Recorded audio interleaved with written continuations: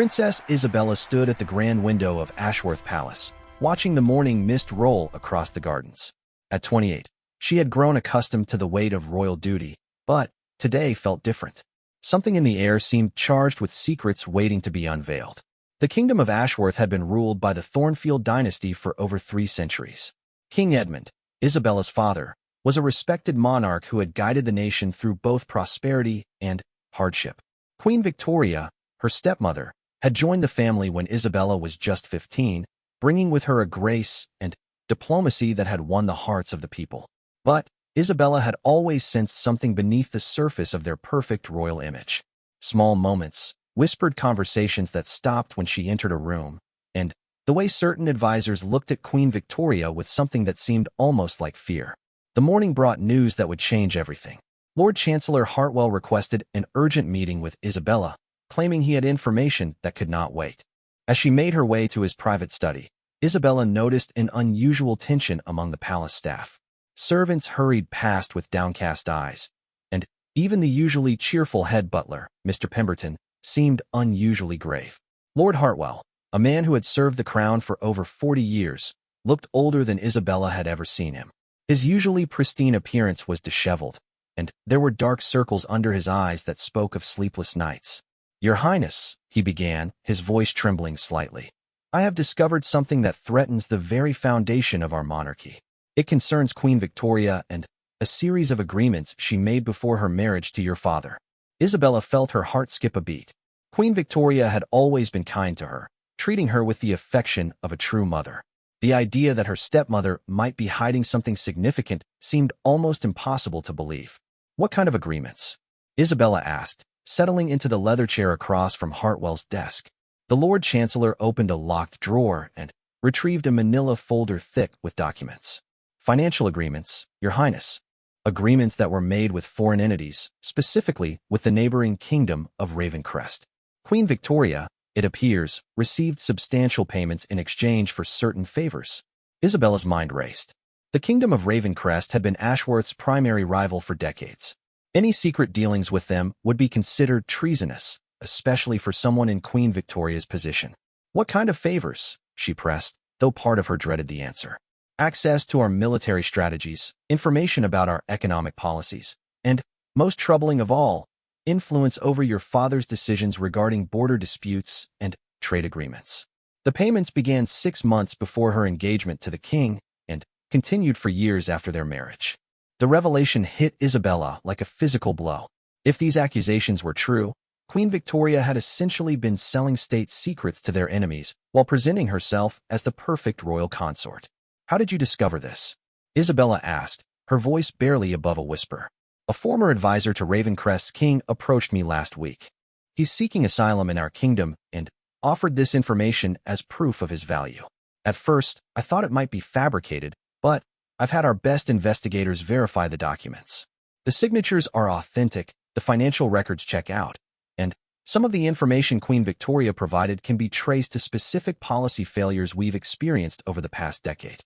Isabella stood and walked to the window, trying to process what she had learned. Outside, the palace gardens looked the same as they always had, but everything felt different now. The morning sun seemed less bright, and even the singing of birds sounded mournful. "Does my father know?" she asked. "Not yet, Your Highness.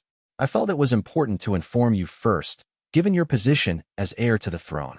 This information, if made public, could destroy not only Queen Victoria, but potentially damage the monarchy itself. The people's trust in the crown could be shattered." Isabella turned back to face Hartwell. "What evidence do we have besides the word of this asylum seeker?" "Financial records showing payments from Ravencrest accounts to accounts controlled by Queen Victoria. Copies of documents in her handwriting detailing military positions and economic data that could only have come from palace briefings. And, perhaps most damning, correspondence between Queen Victoria and Ravencrest officials discussing the arrangement and her concerns about being discovered." The weight of this knowledge settled heavily on Isabella's shoulders. She was faced with an impossible choice: expose her stepmother and risk destroying her father and the monarchy, or keep the secret and allow potential treason to continue. "There's more, Your Highness," Hartwell continued reluctantly. The asylum seeker claims that Queen Victoria's involvement with Ravencrest goes beyond simple espionage. He suggests she may have played a role in the death of your mother. Isabella's knees nearly gave out. Her mother, Queen Margaret, had died in what was officially ruled a carriage accident when Isabella was 12. The timing would have been just months before Victoria appeared at court as a visiting dignitary from a minor noble house. That's impossible, Isabella said. But even as she spoke the words, she began to remember odd details about that time. How quickly Victoria had appeared to comfort her grieving father. How seamlessly she had integrated into palace life. How some of the older staff had whispered about the convenience of her timing. I pray you're right, Your Highness, but we cannot ignore the possibility. The asylum seeker claims to have evidence of correspondence planning your mother's accident, though he has not yet provided proof of this particular claim. Isabella sank back into her chair, overwhelmed by the implications of everything she had learned. If Victoria had indeed been responsible for her mother's death and had spent the last 16 years betraying her father and their kingdom, the betrayal was almost too large to comprehend. What do you recommend we do? She asked Hartwell. We need to investigate further before making any accusations. I suggest we begin by discreetly reviewing palace security records and financial documents from the period around your mother's death. We should also try to verify more of the asylum seeker's claims through independent sources. And in the meantime, we watch Queen Victoria carefully. If she is indeed still actively working against Ashworth's interests, we may be able to catch her in the act. But we must be extremely cautious. If she discovers that we know about her activities, there's no telling what she might do. Isabella nodded, though her heart felt heavy with the burden of this knowledge. I want to see all the evidence you have. Everything. And I want to meet with this asylum seeker personally. Of course, Your Highness. But, please, you must tell no one else about this until we have a complete picture. Not even your closest friends or advisors. As Isabella left Hartwell's study, her mind was spinning with questions and doubts. Everything she thought she knew about her family and her life had been called into question in the span of a single conversation. The palace hallways that had always felt like home now seemed filled with shadows and secrets. She found herself walking toward the portrait gallery, where paintings of her ancestors lined the walls. She stopped in front of a portrait of her mother, Queen Margaret, painted just months before her death. Her mother's kind eyes seemed to look directly at Isabella, as if trying to communicate something important across the years. I'll find the truth, Mother, Isabella whispered to the portrait. Whatever it takes, I'll find out what really happened to you. But, as she stood there, Isabella couldn't shake the feeling that she was being watched. She turned around to find Queen Victoria approaching from the far end of the gallery, her usual warm smile in place. Isabella, darling, there you are, Victoria said, her voice carrying its familiar musical quality. I've been looking for you. Your father wants to discuss the upcoming state dinner with Ravencrest's delegation. Isabella felt a chill run down her spine at the mention of Ravencrest, but she forced herself to smile naturally. Of course, Your Majesty. I'll go to him right away. As they walked together toward the king's study, Isabella found herself studying Victoria's face, searching for any sign of deception or guilt. But her stepmother appeared as serene and caring as always, asking about Isabella's morning and sharing amusing anecdotes about the palace staff. Could this woman, who had raised her for over a decade, really be a traitor and possibly a murderer? The thought seemed almost impossible, but the evidence Hartwell had shown her was difficult to ignore. When they reached the king's study, Isabella watched the interaction between her father and stepmother with new eyes. King Edmund's face lit up when he saw Victoria, and she responded with what appeared to be genuine affection. If Victoria was indeed deceiving him, she was an exceptional actress. Ah, Isabella, King Edmund said, rising from his desk to embrace his daughter. I was just telling Victoria about the importance of the upcoming negotiations with Ravencrest. Their delegation arrives next week, and these talks could determine the future of our border territories. Isabella's heart raced as she realized the terrible irony of the situation. If Victoria was indeed working with Ravencrest, she would have access to all the information about Ashworth's negotiating strategy and bottom lines. What can I do to help prepare? Isabella asked, trying to keep her voice steady. I want you to sit in on the preliminary strategy meetings, the king replied. You'll be ruling this kingdom someday, and these kinds of negotiations will be a regular part of your duties. Victoria smiled and placed a gentle hand on Isabella's shoulder. Your father is right, dear. The more experience you have with statecraft, the better prepared you'll be for the crown. The casual way Victoria spoke about Isabella's future reign sent another chill through the princess. If Victoria was working with Ravencrest, having Isabella present at strategy meetings would give her even more valuable information to pass along to their enemies. As the meeting continued, Isabella found herself studying every word Victoria spoke, every gesture she made, looking for clues about her true loyalties. But her stepmother gave nothing away, participating in the discussion with apparent enthusiasm and offering suggestions that seemed genuinely aimed at securing the best possible outcome for Ashworth. That evening, Isabella returned to her private chambers feeling emotionally exhausted. The weight of the secrets she now carried felt almost unbearable, and she longed to confide in someone she trusted. But Hartwell's warnings about secrecy echoed in her mind. As her lady-in-waiting, Sarah, helped her prepare for bed, Isabella found herself wondering if she could trust even her closest companions. If Victoria had managed to deceive the entire royal family and court for over a decade, who else might be hiding their true intentions? Your Highness, you seem troubled tonight, Sarah observed gently. Is there anything I can do to help? Isabella looked at Sarah's concerned face and felt a wave of affection for the young woman who had been her friend and confidant for years. But she forced herself to smile and shake her head. Just tired, Sarah? It's been a long day. As Sarah quietly left the room, Isabella stood at her bedroom window looking out at the moonlit gardens. Somewhere in the palace, Victoria was probably sleeping peacefully beside Isabella's father, her secrets safe for another night. But Isabella knew that everything had changed. Tomorrow, she would begin her own investigation into the woman she had called mother for most of her life. And, whatever the cost, she was determined to uncover the truth about Victoria's hidden deals and their devastating impact on the Kingdom of Ashworth. The game of deception that Victoria had been playing for years was about to face its greatest challenge, and Isabella intended to be the one to finally bring the truth to light. Princess Isabella spent a restless night planning her next moves. By dawn, she had decided to conduct her own investigation while maintaining the appearance of normal palace routine. She couldn't rely solely on Lord Hartwell's evidence. She needed to see proof with her own eyes.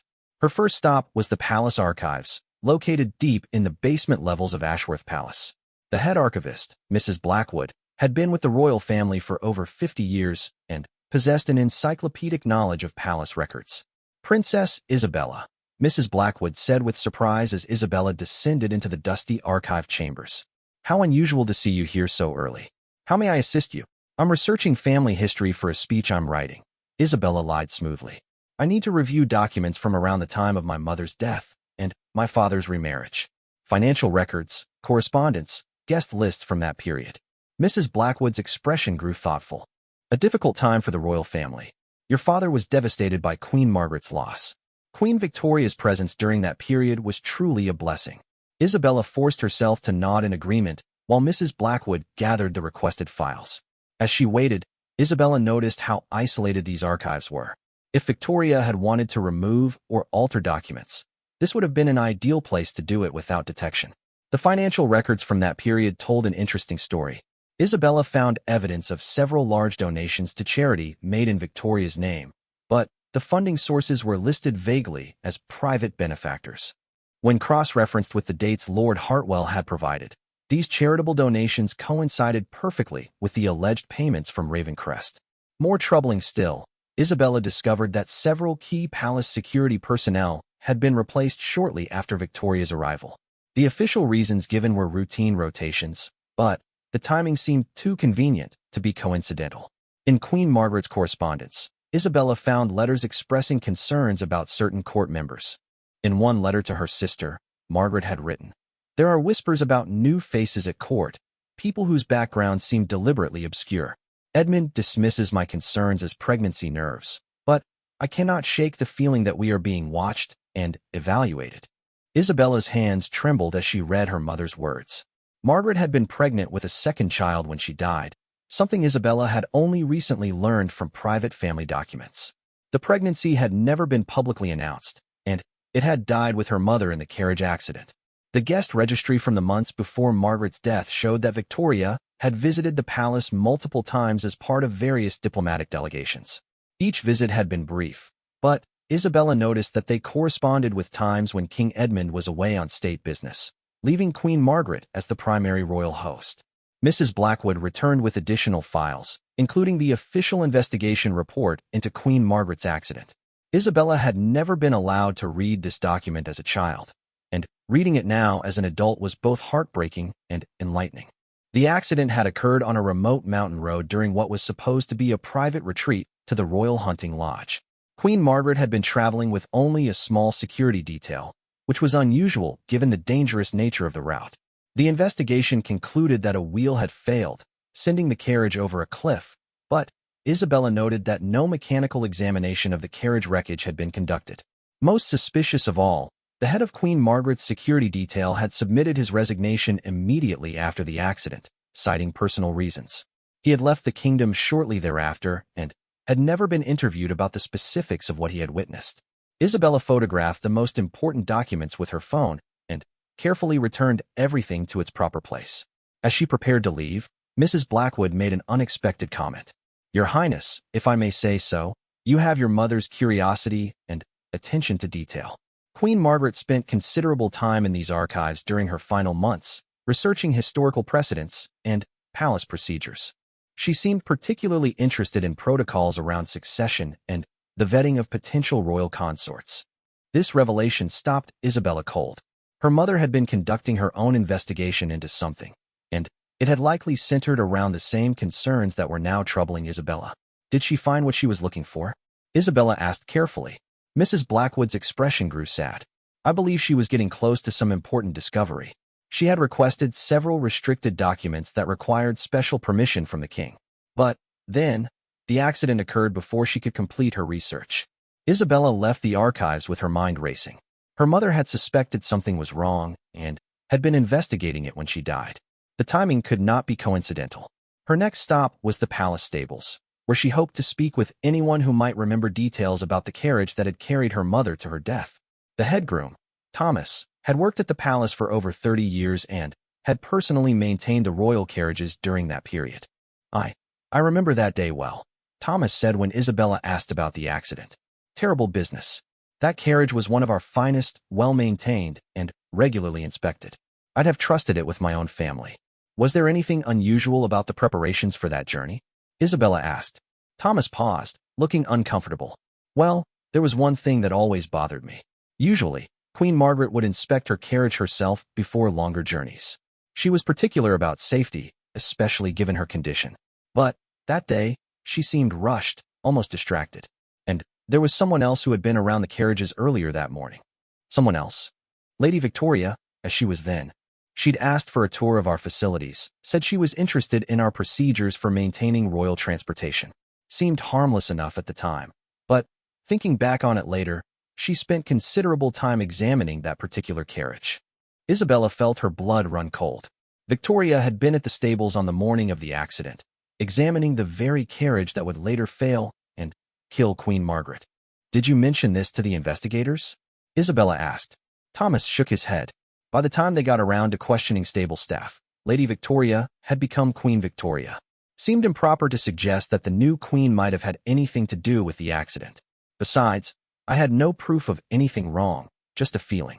Isabella thanked Thomas and made her way to her next destination, the guest quarters where the Ravencrest asylum seeker was being housed under protective custody. Lord Hartwell had arranged for her to meet with him that afternoon, and she was eager to hear his story firsthand. The man, who identified himself as Marcus Thorne, appeared to be in his 50s with graying hair and intelligent eyes that seemed constantly alert to danger. He had been a member of Ravencrest's inner circle for over 20 years before deciding to defect. Your Highness, Thorne said, rising respectfully as Isabella entered the secure meeting room. Lord Hartwell said you wish to hear my testimony directly. I want to understand exactly what Queen Victoria's relationship with your former kingdom entails, Isabella said, settling into a chair across from him. Thorne opened a worn leather portfolio and spread several documents on the table between them. It began 15 years ago, shortly after your mother's death. Queen Victoria approached us through intermediaries, offering information in exchange for financial support and guarantees of protection should her position at court ever become untenable. What kind of information? Initially, it was basic intelligence about Ashworth's military readiness and economic conditions. But as her position became more secure and she gained access to state secrets, the information became far more valuable. Troop movements, diplomatic strategies, economic policies that could affect trade negotiations. Isabella studied the documents, which appeared to be genuine correspondence between Victoria and various Ravencrest officials. The handwriting matched samples she had seen in the palace archives. Why did she approach Ravencrest? Isabella asked. What did she hope to gain? Thorne's expression grew grave. According to what she told my former colleagues, Queen Victoria believed that Ashworth was doomed to eventual conquest by Ravencrest anyway. She wanted to ensure she would maintain her status and wealth regardless of which kingdom ultimately prevailed. In her mind, she was simply being practical. And my mother's death? What do you know about that? This is where the story becomes truly dark, Thorne said, lowering his voice. Victoria had originally planned to gradually undermine Queen Margaret's health through slow poisoning, making it appear that she had succumbed to illness during pregnancy. But Margaret had begun asking questions about Victoria's background and frequent presence at court. Time was running short. Isabella felt sick as Thorne continued his account. The carriage accident was arranged through contacts Victoria had cultivated among the palace staff. The wheel axle was weakened using techniques that would make the failure appear accidental. Victoria ensured she was visible elsewhere in the palace at the time of the accident, creating a perfect alibi. Do you have proof of this? Isabella asked, her voice barely steady. I have correspondence discussing the plan in coded language, and I know the name of the palace staff member who carried out the sabotage. However, that individual died several years ago under circumstances that also appeared accidental but which we now suspect were arranged by Victoria to eliminate a potential witness. Isabella stared at the documents, feeling overwhelmed by the scope of Victoria's betrayal. This wasn't simply a case of selling state secrets. It was a carefully planned takeover that had begun with murdering the rightful queen. Why are you telling me this now? Isabella asked. What changed? Ravencrest's new leadership has decided that Victoria's usefulness has ended. They're planning to expose her themselves as part of a broader strategy to destabilize Ashworth before launching a military invasion. I realized that if I didn't act, not only would Victoria escape justice, but your entire kingdom would fall. The meeting left Isabella feeling emotionally drained but more determined than ever to expose Victoria's crimes. However, she also understood that the challenge ahead was enormous. Victoria had spent 15 years carefully crafting her image and eliminating potential threats.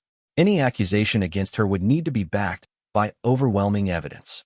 That evening, as Isabella attended the formal dinner that traditionally preceded important state negotiations, she found herself studying Victoria with new eyes.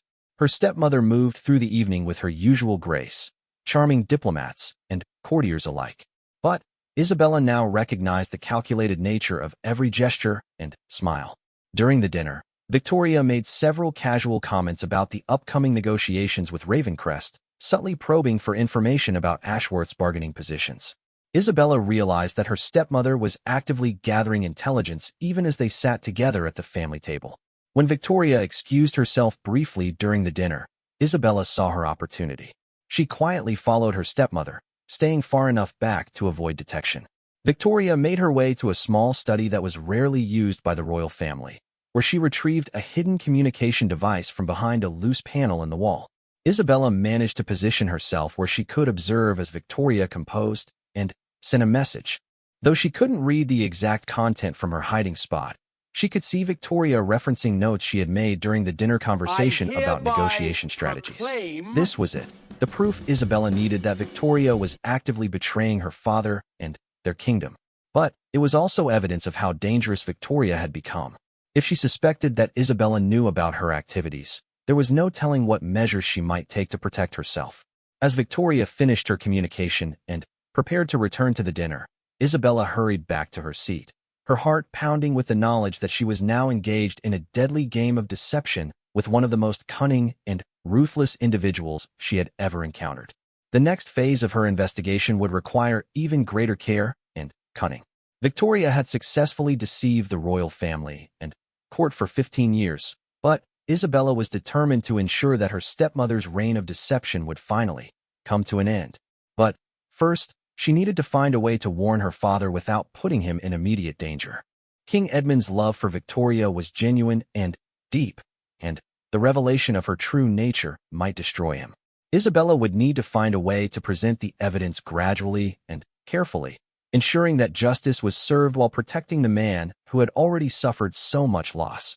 Princess Isabella knew she needed allies if she was going to successfully expose Queen Victoria's treachery. But choosing the wrong person to trust could be fatal, both for herself and for the kingdom. After careful consideration, she decided to approach Prince Alexander, her cousin and closest friend, who served as a military advisor to the crown. Alexander had always been skeptical of court politics and possessed both the military background and personal integrity that Isabella believed she could rely on. More importantly, he had never seemed particularly charmed by Victoria's public persona, often making quietly cutting remarks about her calculated perfection. Isabella arranged to meet Alexander during his morning training session in the palace's private gymnasium, a location where they could speak freely without fear of being overheard. As Alexander finished his sword practice, Isabella approached with what she hoped appeared to be casual conversation. "Alex, I need your help with something important," she began, using the childhood nickname that signaled the seriousness of her request. Alexander immediately set down his sword and gave her his full attention. "What's wrong, Isabella? You look like you haven't slept in days. I've discovered something about Queen Victoria that changes everything we thought we knew about her. But before I explain, I need your word that what I'm about to tell you will remain between us until we decide how to proceed." Alexander's expression grew grave. "You have my word. What have you found?" Isabella spent the next hour outlining everything she had discovered about Victoria's connections to Ravencrest, the evidence suggesting her involvement in Queen Margaret's death, and the ongoing betrayal of state secrets. Alexander listened without interruption, his face growing increasingly dark as the full scope of Victoria's crimes became clear. "This is treason of the highest order," Alexander said when Isabella finished her account. "If even half of what you've told me is true, Victoria should be arrested immediately. But we need irrefutable proof before we can act," Isabella replied. "Victoria has spent 15 years building her reputation and eliminating threats. If we move too quickly or without overwhelming evidence, she'll find a way to turn the situation to her advantage." Alexander nodded thoughtfully. "What do you propose?" "I want to set a trap.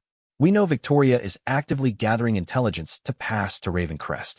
If we can provide her with false information and then prove she transmitted it to their agents, we'll have the evidence we need." "That's dangerous, Isabella. If Victoria suspects we're onto her, she might accelerate whatever endgame she's planning. And if she's willing to kill a queen, she won't hesitate to eliminate anyone else who threatens her." Isabella had considered this risk, but she also understood that waiting might be even more dangerous. The Ravencrest delegation arrives in 3 days. If Victoria provides them with accurate intelligence about our negotiating positions, the consequences for Ashworth could be devastating. We need to act before then. Over the next 2 days, Isabella and Alexander carefully crafted their plan. They would feed Victoria false information about a supposed secret military installation near the border with Ravencrest, claiming it was part of a new defensive strategy that would give Ashworth a significant advantage in any future conflict. The information would be presented during a private briefing that Victoria would attend in her role as queen consort. If she passed the false intelligence to Ravencrest, it would prove her treachery beyond any doubt. To make the deception convincing, Alexander arranged for actual construction activity to begin at the site they had chosen, creating the appearance that a real installation was being built. They also prepared false documents that would appear authentic to anyone not intimately familiar with Ashworth's actual military capabilities. The briefing was held in the king's private study, with only Isabella, Alexander, Lord Hartwell, and Queen Victoria in attendance. King Edmund presented the information about the supposed installation as a closely guarded state secret that would give Ashworth a decisive advantage in border security. Victoria's reaction was perfectly calibrated, expressing appropriate concern about the costs and risks while asking detailed questions about the installation's capabilities and timeline for completion. Isabella noted that her stepmother showed particular interest in the exact location and the number of personnel who would be stationed there. After the briefing, Isabella and Alexander began their surveillance of Victoria's activities. They had positioned trusted guards to monitor her movements and had arranged for the communication device in the hidden study to be watched around the clock. They didn't have to wait long. That same evening, Victoria made her way to the hidden study and transmitted the false intelligence about the military installation to her Ravencrest contacts. Alexander's guards observed the entire communication, and they were able to intercept and decode the message she sent. The evidence was now undeniable. Victoria had taken state secrets shared in the highest confidence and immediately transmitted them to Ashworth's enemies. But Isabella knew that exposing Victoria's treachery would require careful handling to minimize the damage to her father and the monarchy. The next morning, Isabella requested a private audience with King Edmund. She found him in his favorite reading room, enjoying his morning tea while reviewing diplomatic correspondence. He looked up with pleasure when she entered, his face brightening at the sight of his daughter. "Isabella, my dear, you're up early this morning. Is everything all right? You've seemed rather preoccupied lately." Isabella sat down across from her father, steeling herself for one of the most difficult conversations of her life. "Father, I need to discuss something extremely important with you. What I'm about to tell you will be shocking and painful, but I need you to hear the complete truth." King Edmund set down his teacup, his expression growing concerned. "You're frightening me, Isabella. What's happened?" "It's about Victoria, father. I've discovered that she has been deceiving us for years. She's been working as an agent for Ravencrest, providing them with state secrets and intelligence about our military and economic policies." The king's face went white, and for a moment Isabella feared he might collapse. "That's impossible," he whispered. "Victoria loves me. She loves our family. She would never." "I know how difficult this is to accept," Isabella said gently, "but I have proof. Multiple sources of evidence that show she has been systematically betraying our kingdom since before she married you." Isabella spent the next hour presenting all the evidence she had gathered, from the financial records and correspondence to Marcus Thorne's testimony and the intercepted communication from the previous evening. With each piece of evidence, she watched her father's world crumble a little more. King Edmund sat in stunned silence as Isabella finished her presentation. When he finally spoke, his voice was barely audible. "Why would she do this?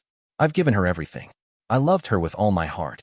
From what we've learned, Victoria believed that Ravencrest would eventually conquer Ashworth anyway. She was positioning herself to maintain power regardless of which kingdom ultimately prevailed. But, father, there's something else. Something even worse." Isabella hesitated, knowing that what she was about to reveal would cause her father unbearable pain. "We have evidence suggesting that Victoria was involved in Mother's death. The carriage accident that killed Margaret may have been sabotage arranged by Victoria to clear the path for her own rise to power." King Edmund's reaction was immediate and devastating. He doubled over as if he had been physically struck, and Isabella could hear him struggling to breathe. "Margaret," he whispered. "Oh God, Margaret." Isabella moved to comfort her father, but she knew that no words could ease the magnitude of his pain. The woman he had loved and trusted for 15 years had not only betrayed their kingdom but had murdered his first wife to secure her position. "What do we do now?"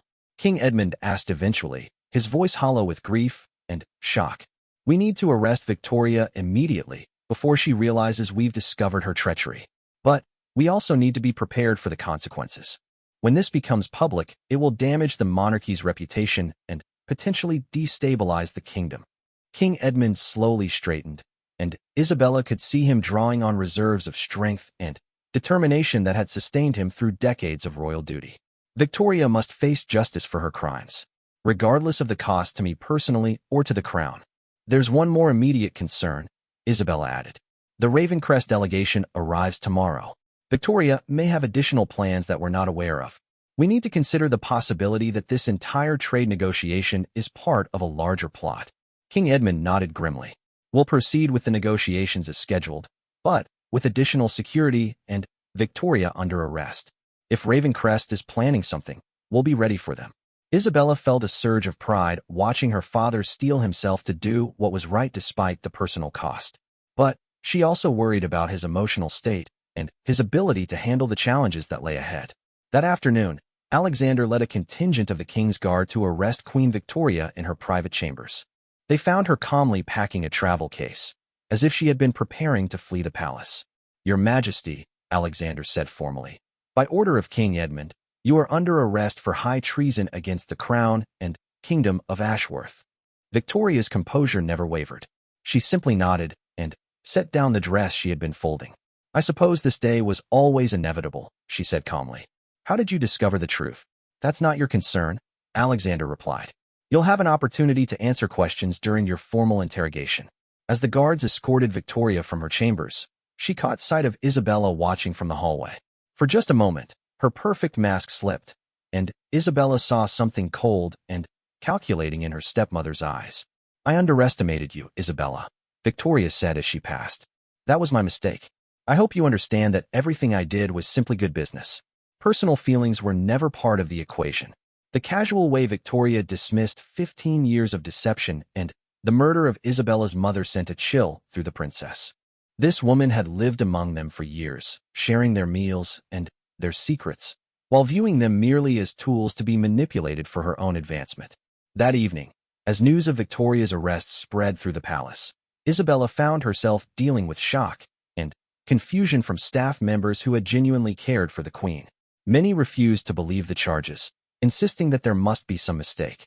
Lord Hartwell worked through the night to prepare a comprehensive case against Victoria, compiling all the evidence for the formal tribunal that would determine her fate. Meanwhile, intelligence services began the massive task of assessing what damage her years of espionage had caused to Ashworth's national security.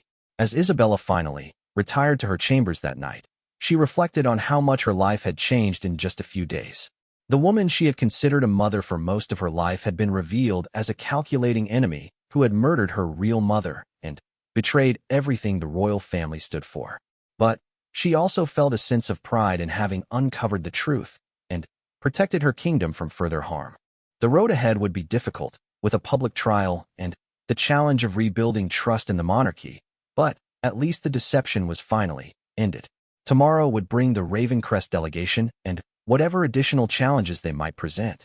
Isabella suspected that Victoria's arrest was only the first act in a larger drama that would test the strength and unity of the Kingdom of Ashworth like never before. The arrival of the Ravencrest delegation the next morning brought an atmosphere of tension to Ashworth Palace that had nothing to do with normal diplomatic protocol. King Edmund, still reeling from the revelations about Victoria, had spent the night in emergency meetings with his security advisors and military commanders, preparing for what might be more than simple trade negotiations. Princess Isabella stood beside her father as they received the delegation in the Great Hall, studying each member of the Ravencrest party for signs of hostile intent. The delegation was led by Duke Armando Blackthorne, a man known for his cunning and ruthlessness in both politics and warfare. Duke Blackthorne approached the throne with the appropriate diplomatic courtesies, but Isabella noticed a subtle smugness in his demeanor that suggested he believed he held all the advantages in the upcoming negotiations. This confidence took on a sinister meaning when viewed in the context of Victoria's arrest and her years of providing state secrets to Ravencrest. "Your Majesty," Duke Blackthorne said with a bow that seemed just slightly less respectful than protocol demanded, "it is an honor to be received at your magnificent court. I trust Queen Victoria is well. We had hoped to pay our respects to her during our visit." Isabella saw her father's jaw tighten at the mention of Victoria's name, but his voice remained steady as he replied, "Queen Victoria is indisposed and will not be participating in these negotiations. Princess Isabella will be representing the royal family's interests in her place." Duke Blackthorne's eyes flicked to Isabella with what she interpreted as calculation rather than mere diplomatic interest. "Of course, Your Highness. Your reputation for intelligence and determination has reached even our distant kingdom." The comment sent a chill down Isabella's spine. The fact that Ravencrest had been gathering intelligence about her specifically suggested that their plans extended beyond simple trade agreements. The formal negotiations began that afternoon in the palace's diplomatic chamber, with representatives from both kingdoms presenting their positions on border territories, trade routes, and resource-sharing agreements. On the surface, the discussions proceeded normally, but Isabella remained alert for any signs that the Ravencrest delegation was operating with inside knowledge of Ashworth's positions. It quickly became apparent that Duke Blackthorne's team was indeed working with information that should have been confidential. They anticipated Ashworth's negotiating tactics with uncanny accuracy and seemed to know exactly which concessions King Edmund would be willing to make. During a brief recess, Isabella pulled Lord Hartwell aside. "They know too much about our positions. Victoria must have provided them with detailed intelligence about our negotiating strategy." "I was thinking the same thing," Hartwell replied quietly. "But we can use this to our advantage. If we suddenly shift to unexpected positions, we can put them off balance and possibly force them to reveal more about what they actually know." When negotiations resumed, King Edmund surprised the Ravencrest delegation by completely reversing several of Ashworth's previously stated positions. The confusion and frustration this caused among Duke Blackthorn's advisors confirmed that they had been relying heavily on inside information. Duke Blackthorn himself, however, recovered quickly from the surprise and began probing to understand what had changed in Ashworth's approach. His questions were skillfully crafted but revealed that he was fishing for information about internal Ashworth political developments. "Your Majesty," Duke Blackthorn said during a particularly tense exchange, "I must confess surprise at the evolution of your kingdom's positions. Has there been some change in your advisory structure that has influenced these new directions?" Isabella recognized this as an attempt to learn about Victoria's fate without directly asking about her. She decided to test how much Duke Blackthorn actually knew about their former queen's activities. "Our advisory structure remains strong and unified," Isabella interjected smoothly. "We've simply had the opportunity to reassess our priorities based on new information about the intentions of our negotiating partners." The subtle accusation in her words was not lost on Duke Blackthorn, whose eyes hardened as he studied Isabella more carefully. "New information, Your Highness? I hope there has been no misunderstanding about Ravencrest's commitment to honest and mutually beneficial relations." "I'm sure we all share that commitment," Isabella replied with a smile that didn't reach her eyes. "Though sometimes it takes time for true intentions to become clear." The exchange of verbal fencing continued throughout the afternoon, with both sides maneuvering for advantage while trying to determine exactly how much the other knew about Victoria's espionage activities. Isabella found herself impressed by Duke Blackthorn's skill, but also increasingly convinced that he was operating with a hidden agenda. That evening, during the formal diplomatic dinner, Isabella noticed that several members of the Ravencrest delegation seemed unusually interested in the palace's layout and security arrangements. Under the guise of admiring the architecture and artwork, they asked detailed questions about various rooms and passages. One particularly concerning observation came when Isabella noticed a Ravencrest aide carefully studying the servant entrances and the rotation patterns of the palace guards. This level of interest in security details suggested that the delegation might be planning something beyond diplomatic negotiations. Isabella quietly alerted Alexander, who began discreetly repositioning security personnel to address potential vulnerabilities. They also arranged for additional guards to monitor the delegation's quarters throughout the night. The precautions proved wise.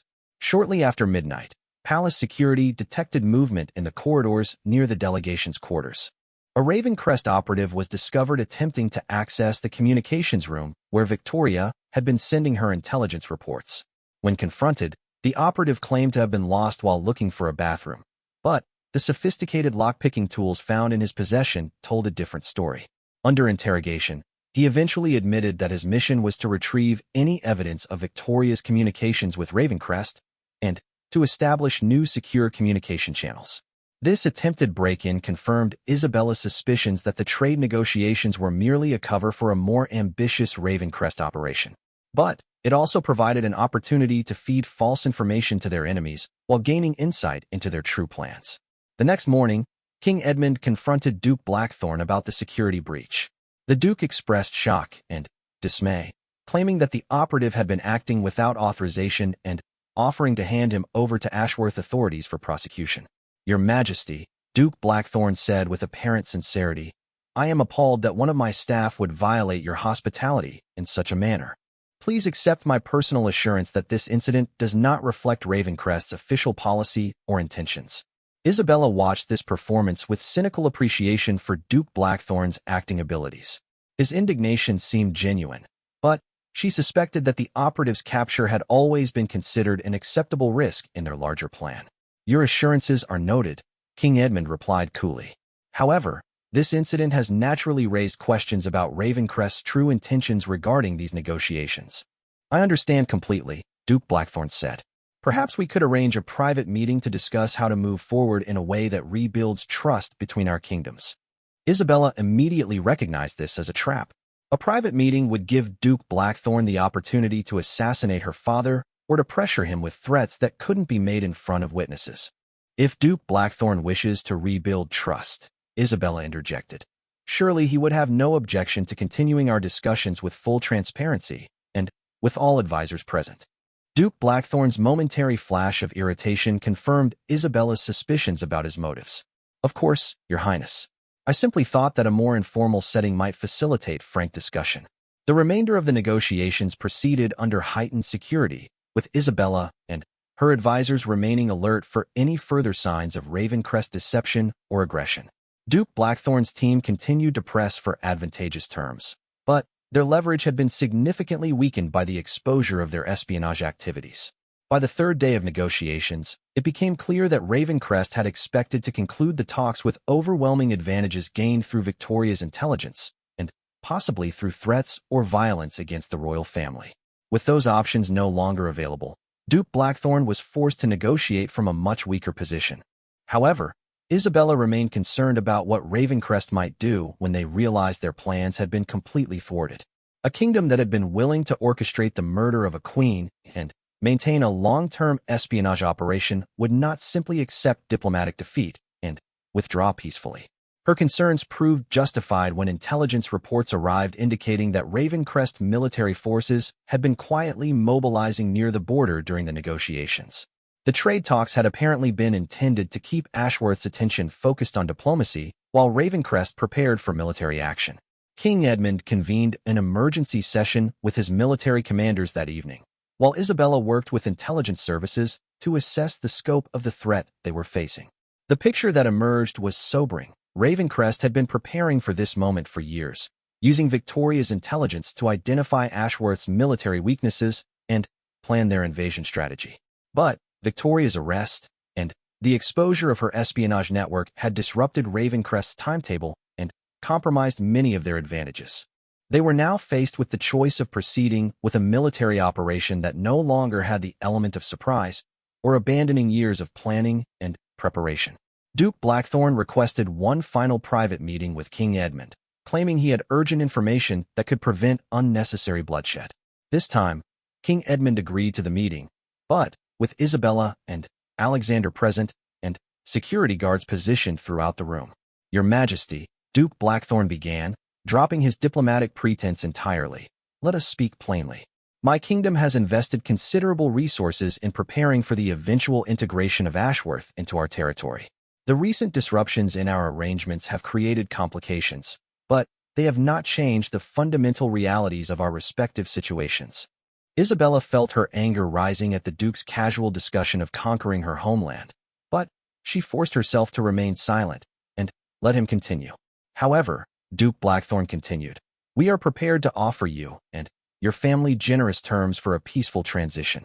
You would retain your titles and a substantial portion of your wealth, and your people would be spared the devastation of warfare. King Edmund's response was immediate and unequivocal. Duke Blackthorn, you may return to your kingdom and inform your leadership that Ashworth will never submit to foreign domination.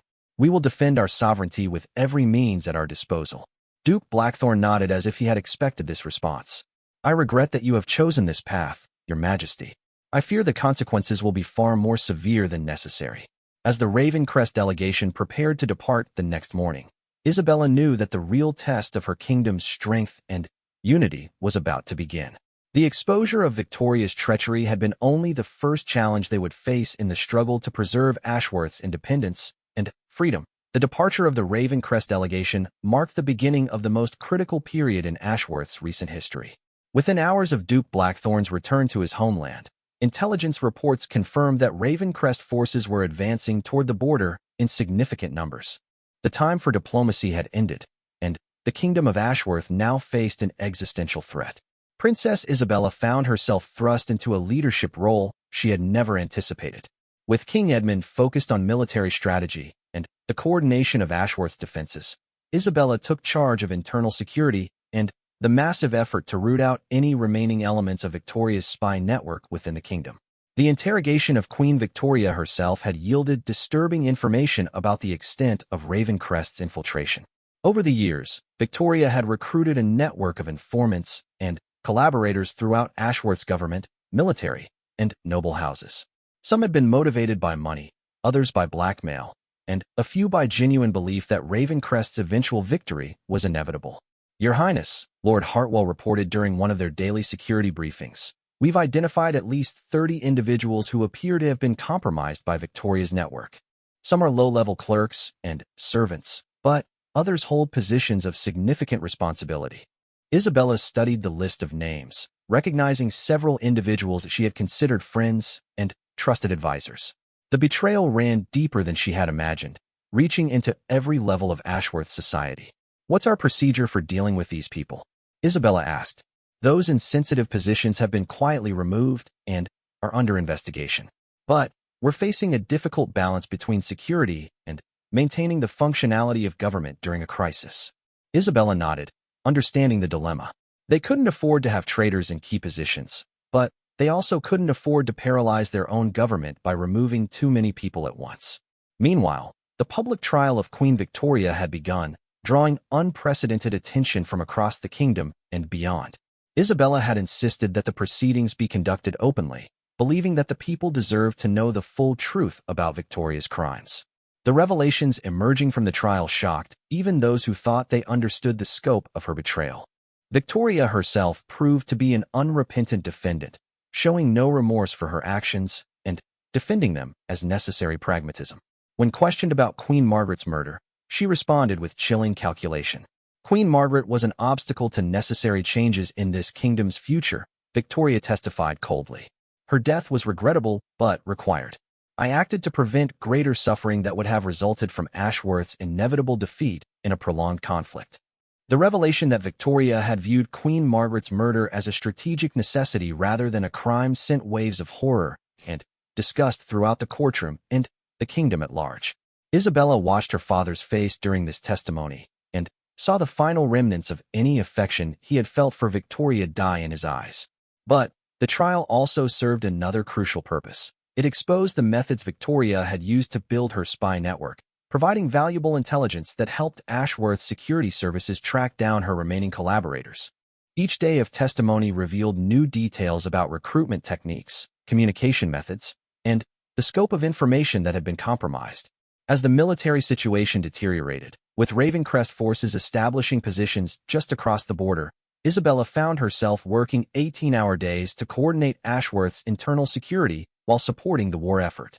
Alexander had been assigned to lead one of the border defense units, leaving Isabella to manage many responsibilities that would normally have been shared among multiple advisors. The stress of the situation was taking its toll on King Edmund, who had aged visibly in the weeks since Victoria's arrest. The combined shock of discovering his wife's betrayal and the threat of invasion had left him struggling to maintain the strong leadership his kingdom needed. "Father," Isabella said during one of their evening strategy sessions, "you need to rest. You're pushing yourself too hard." King Edmund looked up from the military reports he had been studying, his eyes showing a weariness that went deeper than simple physical exhaustion. "How can I rest when our kingdom faces destruction? When I think of all the information Victoria passed to our enemies, all the advantages I unknowingly gave them." "You couldn't have known," Isabella said gently. "Victoria fooled everyone, not just you. But now we know the truth, and we're fighting back with everything we have." "I keep wondering if there were signs I should have seen," Edmund continued. "Looking back, there were small things that seemed odd at the time, but which I dismissed. Her knowledge of military matters that seemed unusually detailed for someone of her background.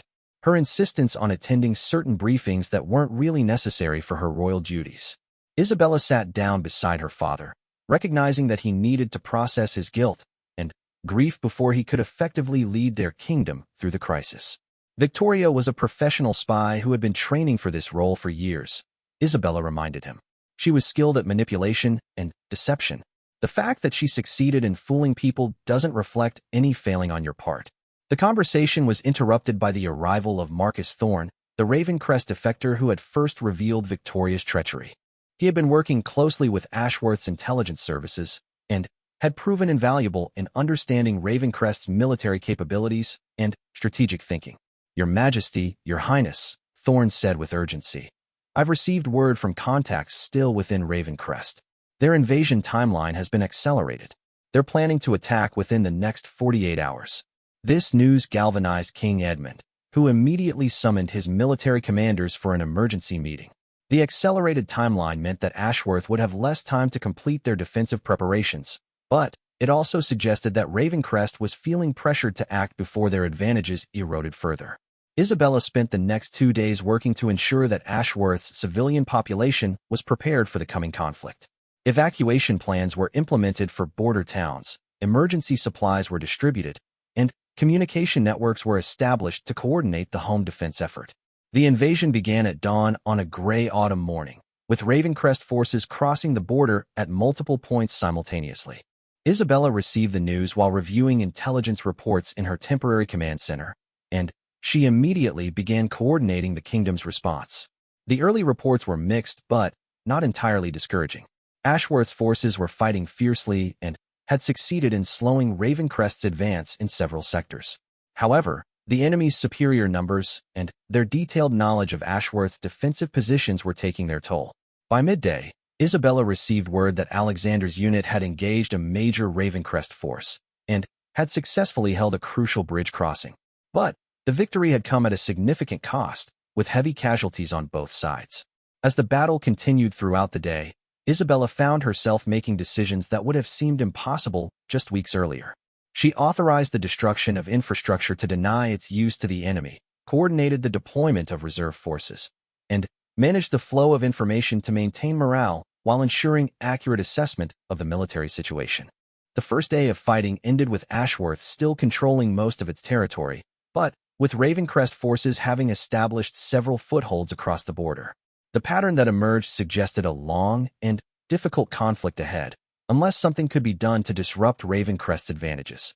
That evening, Isabella proposed a bold strategy to her father and the military commanders.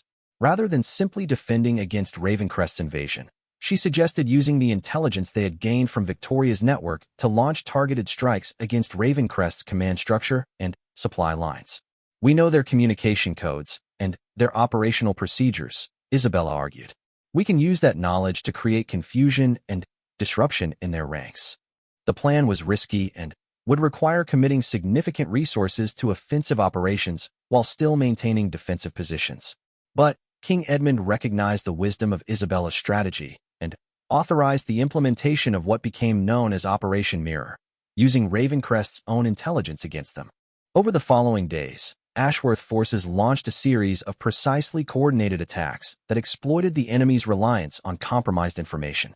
False orders were transmitted using Victoria's communication channels. Supply convoys were ambushed using intelligence about their routes and schedules, and key Ravencrest commanders were targeted for capture using detailed knowledge of their habits and security arrangements. The success of these operations began to shift the momentum of the conflict. Ravencrest forces, which had initially advanced with confidence based on their detailed intelligence about Ashworth's defenses, found themselves increasingly confused and frustrated as their advantages turned into liabilities. The turning point came when Ashworth forces succeeded in capturing Duke Blackthorne himself during a raid on what was supposed to be a secure command post. The intelligence gained from his capture revealed the full scope of Ravencrest's invasion plans and allowed Ashworth to anticipate and counter their remaining strategic moves. With their leadership captured and their intelligence advantages neutralized, Ravencrest forces began a gradual withdrawal across the border. The invasion that was supposed to have resulted in Ashworth's conquest had instead ended in defeat for the aggressor kingdom. The trial of Queen Victoria concluded during the final stages of the conflict, with her conviction on charges of high treason, murder, and espionage. The unanimous verdict of the tribunal was death, a sentence that King Edmund confirmed despite the personal pain it caused him. On the morning of Victoria's execution, Isabella stood with her father as they watched the woman who had nearly destroyed their kingdom face the consequences of her actions. Victoria maintained her composure to the end, showing neither remorse nor fear as she was led to the scaffold. "Do you think she ever truly cared for any of us?" King Edmund asked quietly as they watched the proceedings. "I think she cared about herself," Isabella replied. "Everything else was just a means to an end for her." The execution of Victoria marked the end of one of the darkest chapters in Ashworth's history, but it also represented a new beginning. The kingdom had survived the ultimate test of its unity and resolve, emerging stronger and more vigilant than before. In the months that followed, Isabella worked to rebuild the government institutions that had been compromised by Victoria's spy network. New security procedures were implemented, and a comprehensive review was conducted to identify and addressed the vulnerabilities that had been exploited. King Edmund, who had initially seemed broken by the revelations about Victoria, gradually recovered his strength and confidence. The successful defense of the kingdom and the support of his people had restored his faith in his ability to lead effectively. The kingdom of Ashworth had learned valuable lessons about the importance of vigilance and the danger of placing absolute trust in anyone, regardless of their position or apparent loyalty. But they had also discovered reserves of strength and unity that would serve them well in facing future challenges. The hidden deals and secret betrayals that had nearly destroyed them were finally exposed to the light, ensuring that such deception could never again threaten their kingdom's survival.